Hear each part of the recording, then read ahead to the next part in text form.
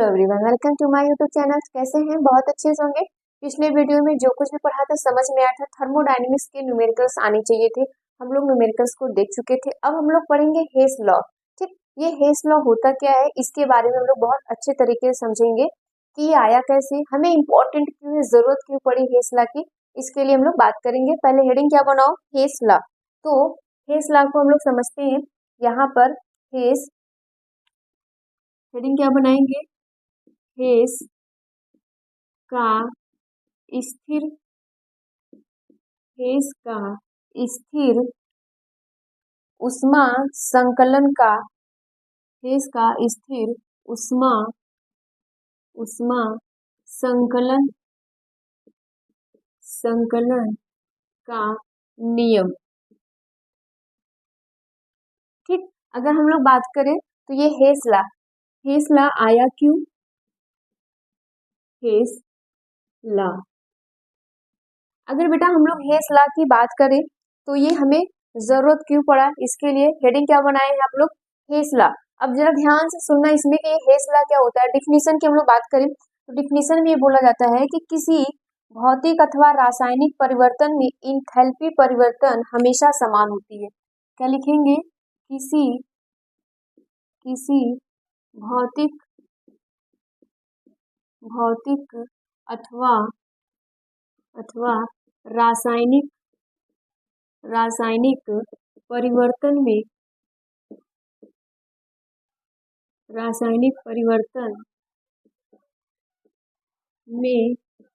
Enthalpy परिवर्तन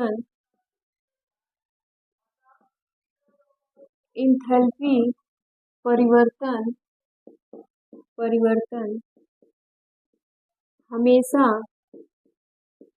हमेशा समान रहता है, हमेशा समान रहता है।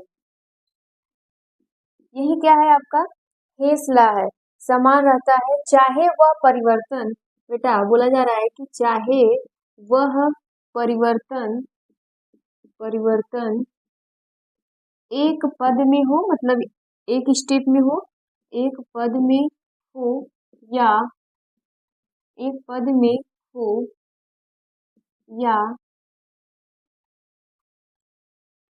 दो पद में हो या अधिक पद में। ठीक, लिख लो अधिक, या अधिक अधिक पदों में हो। ये है हमारा हेस लॉ।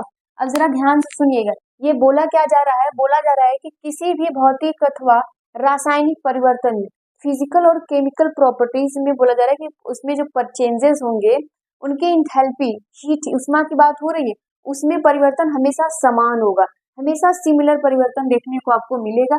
चाहे वो सिंगल स्टेप हो, चाहे वो डबल स्टेप हो या उससे अधिक स्टेप में हो। जरा ध्यान से सुनना। अब जरा समझो यहाँ पे, अगर बेटा हम लोग ए को कन्वर्ट कर रहे हैं डी में, ए को जब हम लोग कन्वर्ट कर रहे हैं डी में, तो यहाँ पे कुछ ना कुछ हीट जनरेट होगा। इसी को हम लोग इसके पिछले वीडियो में क्या पढ़े थे, डेल एच आर, अभिक्रिया का दर, मतलब अभिक्रिया की ऊष्मा बोला जा रहा है, हीट यहाँ पे। तो अगर हम लोग बेटा इसको क्या कर रहे हैं, इसको ए को किस में चेंज कर रहे हैं, डी में चेंज कर रहे हैं, तो हमारा कितने का चेंज हो रहा है, डेल एच आर का चेंज हो रहा है। क्या हम ए को डी में चेंज करने के लिए कोई और रास्ता है, कोई और विकल्प है? यस बिल्कुल है। हम जरूरी नहीं है ना कि हम यहाँ से ए से डायरेक्ट डी में आ जाए, हमारे पास और भी रास्ते हैं जो हमें ए से डी तक पहुंचाएंगे। जैसे एग्जाम्पल के लिए, अगर बेटा हम लोग ए से चले तो हम बी तक पहुंचेंगे, बी से चले सी तक पहुंचेंगे, सी से डी तक जाएंगे। बोलो हाँ या ना।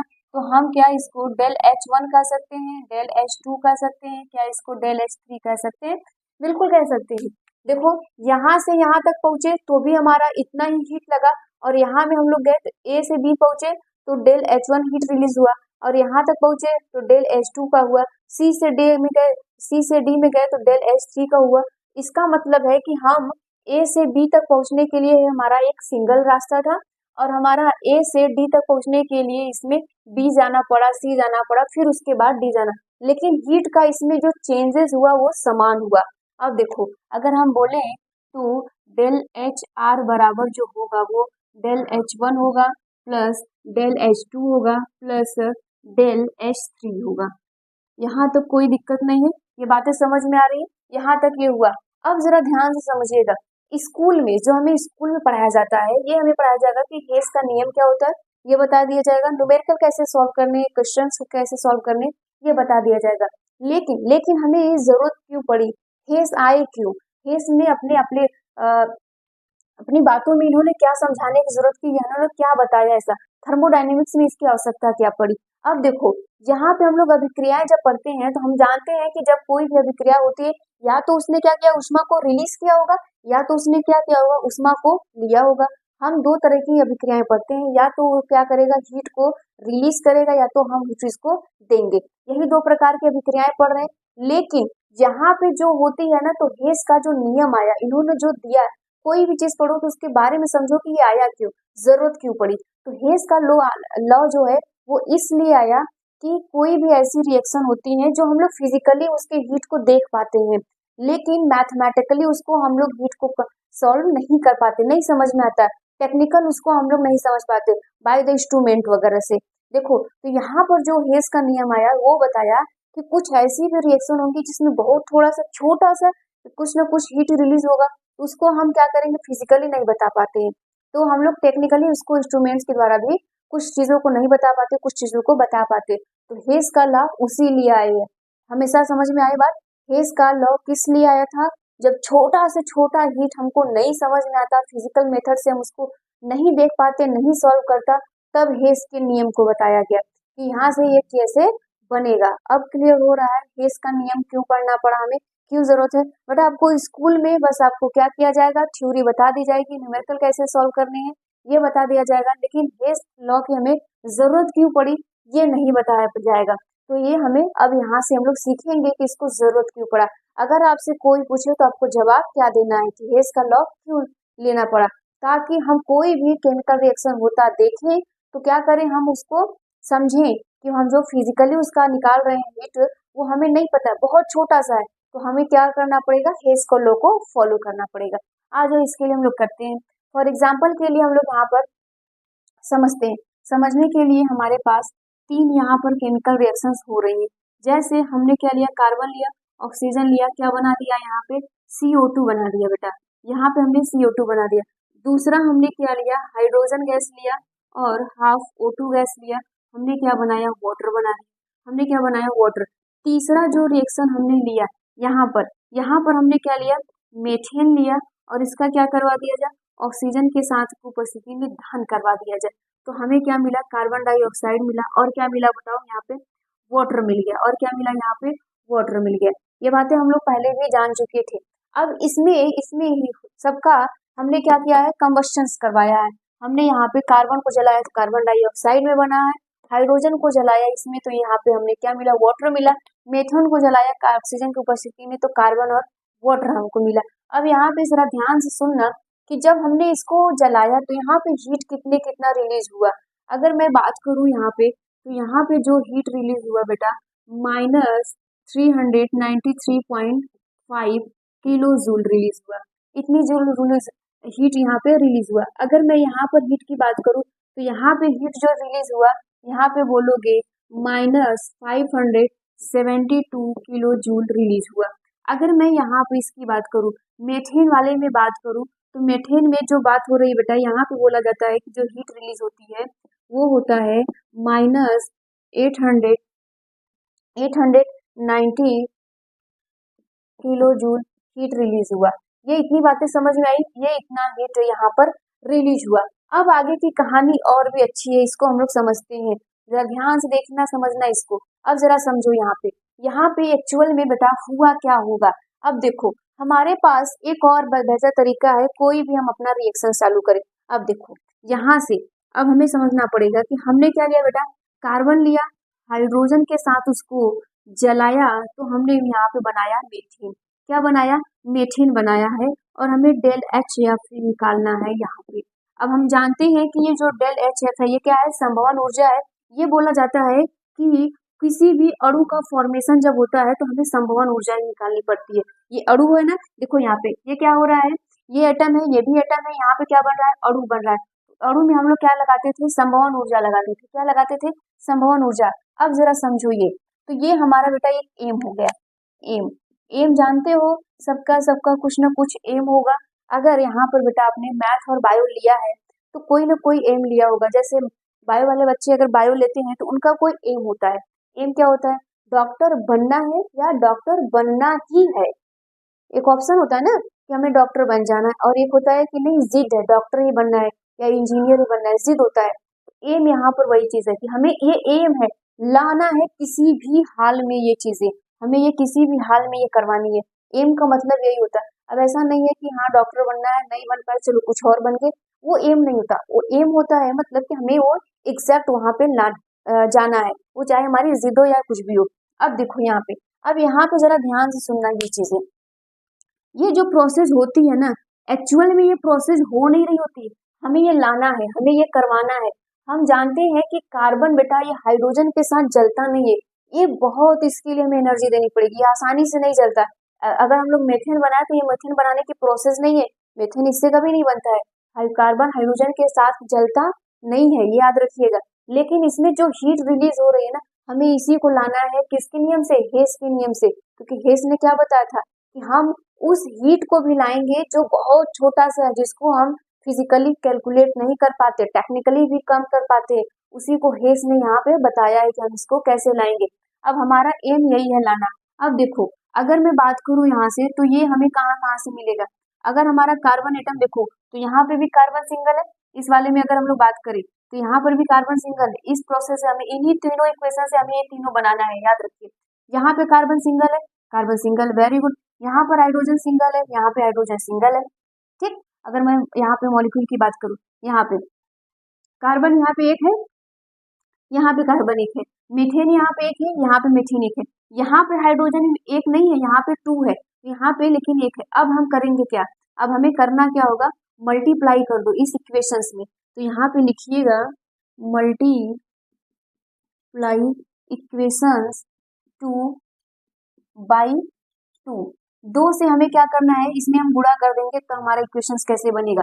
अब देखिएगा, गुणा करेंगे तो यहाँ पे क्या हो जाएगा, 2H2 हो जाएगा, 2O2 हो जाएगा, नहीं नहीं, यहाँ पे तो कैंसिल हो जाएगा, यहाँ पे डायरेक्ट O2 हो जाएगा, और यहाँ पे क्या बन जाएगा, ये 2H2O वाटर बन गया। अब ये हो गया। अब देखो, अब हमारे पास सब कुछ हो गया ना, यहाँ पे भी 2H2, यहाँ पे भी हो गया, यहाँ पे कार्बन एक, यहाँ पे कार्बन एक, यहाँ पे मेथेन एक, यहाँ पे मेथेन एक है। हमें यही एम लाना है, इन्हीं सभी से, यहीं सभी से हमें लाना है। और फिर हम ये भी सिखाएंगे कि कैसे आता है। अब हम इसमें क्या कर सकते हैं, अगर मैं बोलूँ यहाँ पे तो ये हमारा इक्वेशंस कौन सा हो गया, ये इक्वेशंस 4 हो गया। इसको हमने क्या मान लिया, इक्वेशंस 4 मान लिया। अब हमें क्या करना पड़ेगा, अब हमें और भी कुछ करना पड़ेगा, बिल्कुल हाँ। अब हम क्या कर सकते हैं कि हम एडिशन करेंगे, किसमें, इक्वेशंस इसमें और इसमें एडिशन करेंगे, तब हमारा यहाँ पर ये आएगा। अगर मैं बात करूँ यहाँ पे, चलो अगर मैं यहाँ पे बोलूँ तो क्या हम उसको आगे तक लिख सकते हैं? बिल्कुल। चलो ध्यान से देखो बेटा, हमें इस इक्वेशंस को किसी भी हाल में लाना है, इन तीनों इक्वेशंस से, चाहे जोड़ के, गुणा करके, भाग करके, चाहे कुछ भी करके। पहला हमने क्या किया, ला दिया इक्वेशंस को, क्या किए हैं, मल्टीप्लाई इक्वेशंस 2 में क्या किए हैं, 2 से गुणा करके हमने ये लाया। अब हम क्या करेंगे, यहाँ पर हम लोग करेंगे एडिशन, एडिशन करेंगे। देखो एडिशन करेंगे equations first and equation fourth को, इक्वेशन फर्स्ट को और फोर्थ को हम लोग क्या करेंगे, एडिशन, इसका और इसका एडिशन करेंगे। आ जाओ, कार्बन यहाँ पर है, ऑक्सीजन है, क्या बनाया, कार्बन डाई ऑक्साइड बनाया है। ठीक, अब अगर हम लोग इसका करेंगे तो यहाँ पर क्या है, 2H2 है, और यहाँ पे O2 है, और यहाँ पे क्या है, यहाँ पे वाटर है, 2H2 हो गया। आ जाओ, अब हम लोग जैसे एडिशन करेंगे तो इधर हमारे पास क्या क्या है, कार्बन भी है, 2H2 भी है, और O2 भी है। इधर हम लोग क्या करें तो कार्बन डाइऑक्साइड भी है, और 2H2O भी है, वाटर भी है। यहाँ तो कोई दिक्कत नहीं ना। अब हमें क्या करना होगा, हमें जरूरत किसकी है, देखो हमारे पास अब ये भी मिल गया, ये भी मिल गया, यहाँ पर देखो ये भी मिल गया, ये भी मिल गया, लेकिन बेटा हमको ये नहीं चाहिए, ये भी नहीं चाहिए, और ये भी नहीं चाहिए, हमें तो मेथेन लाना है। तो मेथेन किस इक्वेशन से आएगा, इक्वेशन थर्ड से आएगा। किससे आएगा, इक्वेशन थर्ड से आएगा। तो अब बताओ हम लोग क्या करेंगे, सब्ट्रैक्ट करेंगे, मतलब यहाँ पर हम घटाना करेंगे, घटाएंगे तब हमारे पास आ जाएगा, घटाएंगे तो ये सब कैंसिल हो जाएगा। देखो ये भी कैंसिल हो जाएगा, ये भी कैंसिल हो जाएगा, क्योंकि इन दोनों का, इन तीनों को तो हमें जरूरत ही नहीं है। तो हम क्या करेंगे, सब्ट्रैक्ट करेंगे, subtract equations equation third from इसको हम लोग क्या कर दे 5 कर दे, इक्वेशन 5, ठीक 5 कर दे रहे हैं। अब देखो यहाँ पर होगा क्या, अब हमें क्या करना है, इसको घटाना है। तो जब हमें घटाना है तो हम लोग क्या करेंगे, carbon 2H2O2 CO2 plus 2H2O, अब माइनस करना है। जैसे ही माइनस करेंगे तो हमारे पास यहाँ पर क्या आ जाएगा, मीथेन आ जाएगा। क्या हो जाएगा बेटा, इसी को हमें लाना है ना, तो ये तो हमारे पास ऑलरेडी है, ये वाला हमें लाना है। तो यहाँ पे हमें क्या करना पड़ेगा, ये मीथेन करना पड़ेगा। ऑक्सीजन तो है ही, ठीक, ऑक्सीजन तो बेटा है ना यहाँ पे, इस वाले से हमें इस वाले इक्वेशंस को लाना है। तो यहाँ पे हमें क्या करना पड़ेगा, यहाँ पे मीथेन करना पड़ेगा, ठीक, ऑक्सीजन करना पड़ेगा। यहाँ पे देखिए, यहाँ पे ये तो 2 है ही यहाँ पे, क्योंकि ये जोड़ेंगे तो यहाँ पे ये 2 हो जाएगा, ठीक, ये 2 हो जाएगा, 2O2, और यहाँ पे कौन है, यहाँ पे CO2 है, फिर कौन है 2H2O है। सबको हमें घटाना है, घटाने का साइन लगा दो, सब घटाना है, ठीक। जब हम सबको घटाएंगे तो हमारे पास क्या आएगा, देखो क्या कौन कौन कैंसिल हो जाएगा, ये खत्म हो जाएगा, ये खत्म हो जाएगा, ये खत्म, ये खत्म, ये खत्म, ये खत्म, बचा क्या, अगर हम लोग देखें तो हमारे पास इधर बचा, तो ये उधर चला जाएगा, ये प्लस में हो जाएगा CH2, और यहाँ पे ये उधर जाएगा तो ये प्लस में हो जाएगा, तो यहाँ पे क्या हो जाएगा, ये CH4, ये हमारे पास मीथेन आ गया बेटा। हमारे पास यही एम था हमको लाना। अब समझ में आया हमें करना क्या था। अब देखो, ये हमारा हेस का नियम बोलता है, जो हम नहीं जान पाते हैं कि क्या होता है। किताबों में, स्कूलों में बेटा ये पढ़ा दिया जाएगा, इक्वेशंस करना रहता है वो बता दिया जाएगा, इसका इंपॉर्टेंस क्यों, जरूरत क्यों है, क्यों आया, ये नहीं बताया जाएगा। तो अब हम यहाँ से सीख गए, हमें यहाँ तक आ गया। अब हमें करना क्या है, देखो ध्यान से सुनना, अब हमें निकालना क्या है, डेल HF। अब जब आपका एम पता हो जाएगा तो आप निकाल लोगे आंसर, जब एम नहीं पता रहेगा तो नहीं निकाल पाओगे। यहाँ भी वैसे ही, जीवन में भी वैसे ही फॉलो करना। अब देखो हमें यहाँ पे क्या करना था, हमें इसमें क्या किए थे हम लोग इसमें क्या किए हैं, मल्टीप्लाई 2 कर दो इसमें, बेटा इसमें अगर हम लोग मल्टीप्लाई 2 कर दे, इससे निकालना है हमें इसको, तो हम इस इक्वेशन से हमें इसी को सॉल्व करना है। इसमें क्या कर दोगे, पहले क्वेश्चन देखो मल्टीप्लाई 2 किए हैं, दूसरे में क्या कर दिए हम लोग, दूसरे में अगर हम लोग देखेंगे तो इसमें क्या किए हैं, इसमें एडिशन किए हैं, मल्टीप्लाई करो, इसको जोड़ दो, इसको क्या करो, जोड़ दो, और इसमें क्या कर दो, घटा दो, आंसर आ जाएगा। हाँ बिल्कुल आ जाएगा, आप इसको खुद से कर लीजिएगा, नहीं आएगा तो प्लीज बता दीजिएगा, हम कर देंगे। पहले क्या करना है, जैसे हमने ये इस प्रोसेस को किया है बिल्कुल वही कॉपी पेस्ट करना है, एकदम बिल्कुल वही, कुछ भी नहीं करना इधर उधर। क्या करोगे, मल्टीप्लाई इक्वेशन 2, ये इक्वेशन 2 है तुम्हारा, इसमें क्या करो 2 से मल्टीप्लाई कर दो। फिर देखो हमने क्या किया है, यहाँ पे क्या किया है, एडिशन, एडिशन किया है फर्स्ट इक्वेशन को, मल्टीप्लाई करोगे तो तुम्हारा 4 इक्वेशन बन जाएगा। इसमें क्या कर दो, जोड़ दो, जोड़ने के बाद इसको क्या कर दो, घटा दो, इसमें से ये तुम्हारा है ना, इसमें से घटा दोगे तुम्हारा आंसर आ जाएगा निकल के, ठीक। यहाँ तक इसको नोट कर लीजिए। चलो अब हमारा अगला टॉपिक आता है यहाँ पे, स्वतः एवं अस्वतः प्रक्रम क्या होता है, मतलब spontaneous and non spontaneous process क्या होती है, इसके बारे में हम लोग जानेंगे। जो पढ़ाया है इसका नियम वो आना चाहिए, नहीं आएगा वीडियो को बार बार देखो, प्रैक्टिस करो, वो आना चाहिए, बहुत इंपॉर्टेंट है बेटा, एग्जाम में पूछा जाता है, याद रखिएगा। तो हेडिंग क्या बनाइएगा, यहाँ पर हेडिंग आपको बनाना है स्वतः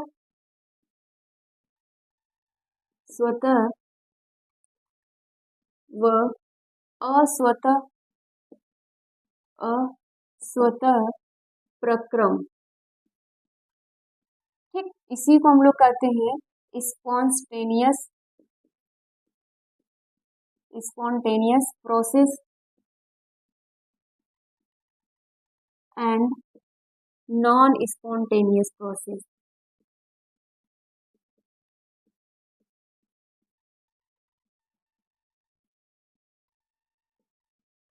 ठीक, नॉन स्पॉन्टेनियस प्रोसेस। अब ये होता क्या है, इसके बारे में जरा ध्यान से सुनना, स्पॉन्टेनियस और नॉन स्पॉन्टेनियस प्रोसेस क्या बोलता है।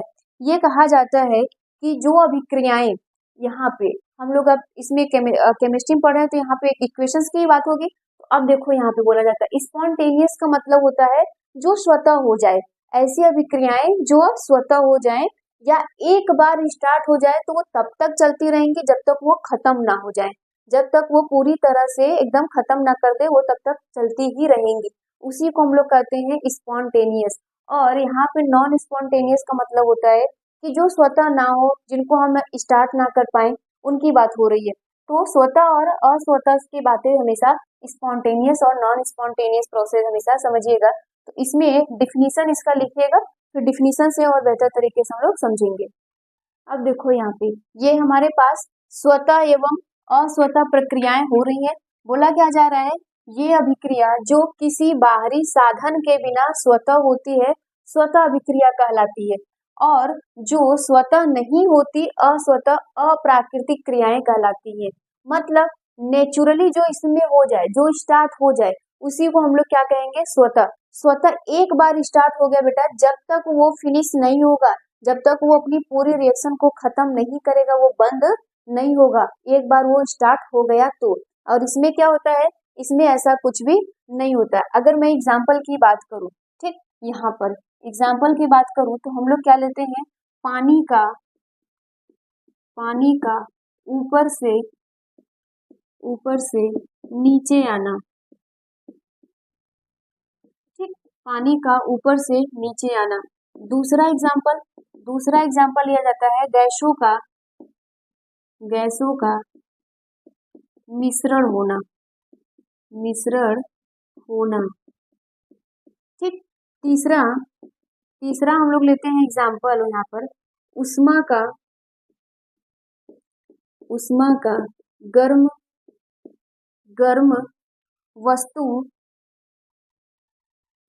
वस्तु से ठंडी या ठंडा वस्तु की ओर आना। ठीक, ये एग्जाम्पल है। आज और बेहतर एग्जाम्पल को हम समझते हैं। मान लीजिए यहाँ पर हमारे पास एक कंटेनर है। ठीक, एक कंटेनर है, इसमें मिल्क भरा हुआ है।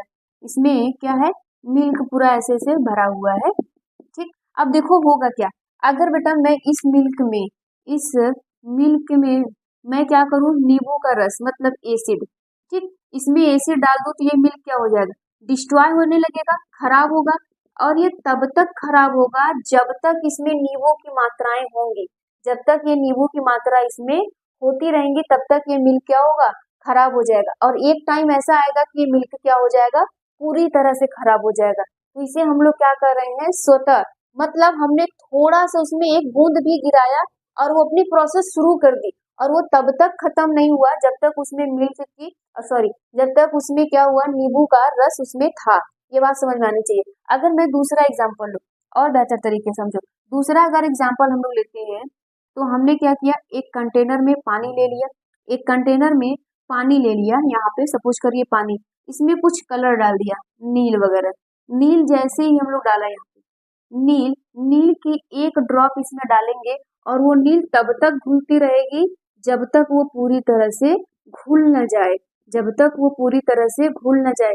तो ये स्वतः है, हमने बस उसको स्टार्ट कर दिया था, हमने बस उसको थोड़ा सा स्टार्ट किया और वो अपनी पूरी प्रोसेस से वो अपना पूरा प्रोसेस किया। ठीक है, वो अपना क्या किया, पूरा क्या यहाँ पे काम किया, जितना भी उसको रिएक्शन करना था उसने खुद वो पूरा किया। ये होता है क्या, यहाँ पे स्पॉन्टेनियस होता है। ये क्या होता है, स्पॉन्टेनियस होता है। और अच्छा एग्जाम्पल समझना है, समझो, हमारे पास एक कंटेनर है। ठीक है, हमारे पास एक कंटेनर है, वो किसका है, गैस सिलेंडर का है। ठीक, उसमें पूरा गैस भरा हुआ है। हमने क्या किया, बस थोड़ा सा ढक्कन खोल दिया। अब यहाँ पे तुम ढक्कन उसका खोल दोगे, कैप उसका निकाल दोगे, तो ये गैस बेटा जब तक पूरी तरह निकल नहीं जाएगी तब तक ये रिएक्शन होता रहेगा। जब तक ये गैस पूरी तरह स्प्रेड ना कर जाए, पूरा निकल ना जाए, तब तक वो क्या करता रहेगा, ये गैस रिएक्शन होता रहेगा। इसी को हम लोग क्या कहते हैं, स्पॉन्टेनियस रिएक्शंस कहते हैं। इसी को हम लोग क्या कहते हैं, स्पॉन्टेनियस रिएक्शंस कहते हैं। ये बात याद रखिएगा कि स्पॉन्टेनियस और नॉन स्पॉन्टेनियस में क्या अंतर है। ये एक अप्राकृतिक है और ये क्या है, एक प्राकृतिक है, नेचुरल है। बात समझ में आ रही है। अब अगर मैं बात करूं यहाँ पर, अगर तुम्हें याद होगा क्लास 10th की बातें कुछ हद तक, खैर नहीं भी याद होगा तब भी जरा समझो ध्यान से। हम लोगों ने कुछ फर्स्ट चैप्टर में कुछ रिएक्शंस पढ़े थे। जैसे एग्जाम्पल के लिए लेते हैं, तो हमने क्या किया था, अगर आप लोगों को याद होगा तो एग्जाम्पल के लिए पढ़ाया गया होगा कि एक विलियन लीजिए, एक कंटेनर लीजिए, उसमें ZnSO4 का विलियन होगा, उसमें आप क्या करिए, जिंक यहाँ पे कॉपर की एक रॉड उस विलियन में डाल दीजिए, कॉपर की एक रॉड उस विलियन में क्या करिए, डाल दीजिए, ये कॉपर की है। ये रिएक्शन होगा, बिल्कुल होगा, क्यों नहीं होगा। अब आपको ही बताना है, हम जब पूछेंगे तब। अब देखो ये रिएक्शन कैसे होगा, यहाँ पे कॉपर जो है वो ZnSO4 के साथ रिएक्शन करेगा और बनाएगा क्या, यहाँ पे कॉपर सल्फेट, और यहाँ पे जिंक अकेला हो जाएगा। समझ में आ रही है बातें, कुछ इस प्रकार का। अगर और यहीं पे हम लोग देखें तो हम लोगों ने और भी रिएक्शंस को देखा होगा। हमारा दूसरा मन किया कि हम दूसरे कंटेनर में क्या ले लें, यहाँ पे उल्टा है, यहाँ पर मैंने क्या ले लिया, कॉपर सल्फेट का सोल्यूशन ले लिया और इसमें हमने क्या किया, जिंक का रॉड डाला। इस विलियन में हमने क्या किया, जिंक का यहाँ पे रॉड डाला है। अब ये भी रिएक्शन होगा, बिल्कुल होगा। अब देखिए, अब ये जो रिएक्शन होगा, यहाँ पे कॉपर सल्फेट प्लस Zn, अब ये जो बनाएगा, तो यहाँ पे जो बनाएगा वो क्या बनाएगा, पता है ना आपको कि वो क्या बनाएगा। तो यहाँ पे बेटा जो बनाता है, तो यहाँ पे जो बनाएगा वो बनाएगा जिंक सल्फेट, और कॉपर क्या हो जाएगा, यहाँ नीचे लिख दे रही हूँ, ये कॉपर अलग हो गया। बात समझ में आ रही है। अब आपको ये बताना है कि ये कौन रिएक्शन सही है और कौन गलत है।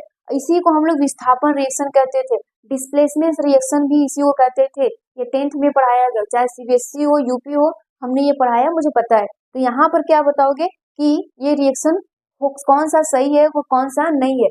तो मैक्सिमम लोगों का जिन्होंने पढ़ा है तो उनका राइट आंसर यही होगा कि ये सही है और ये गलत है। क्यों गलत है, क्योंकि डिस्प्लेसमेंट रिएक्शन में ये पढ़ाया जाता है कि जो मोर रिएक्टिव एलिमेंट होते हैं वो लेस रिएक्टिव एलिमेंट को क्या कर देते हैं, हटा देते हैं। तो बेटा जिंक क्या होता है, मोर रिएक्टिव एलिमेंट है as compare to copper, copper को क्या कर देगा, डिस्प्लेस कर देगा। तो ये रिएक्शन सही है और ये रिएक्शन गलत है। तो यहीं पे हमें पता चलेगा कि कौन स्पॉन्टेनियस है कौन नहीं है। देखो हमने भी सेम प्रोसेस किया, ये रिएक्शन नहीं हुआ और हमने इसमें क्या किया, बस विलियन में जिंक की रॉड डाल दी और ये रिएक्शन अपने आप होने लगा। समझ में आई बात, स्वतः और अस्वतः में क्या अंतर है, ये बात याद रखिएगा। और हम लोग इनके कंडीशन हम लोग पहचानेंगे। सवाल ये उठता है कि हमारे पास कोई रिएक्शन आ गया, हम पहचानेंगे कैसे कि वो क्या है, स्पॉन्टेनियस है कैसी नहीं, उसकी कंडीशन है बेटा, वो हम लोग नेक्स्ट लेक्चर में पढ़ेंगे। तो आज के लिए इतना ही रहने देते हैं। Thank you. कोई भी डाउट होगा तो कमेंट में प्लीज बताना। Thank you.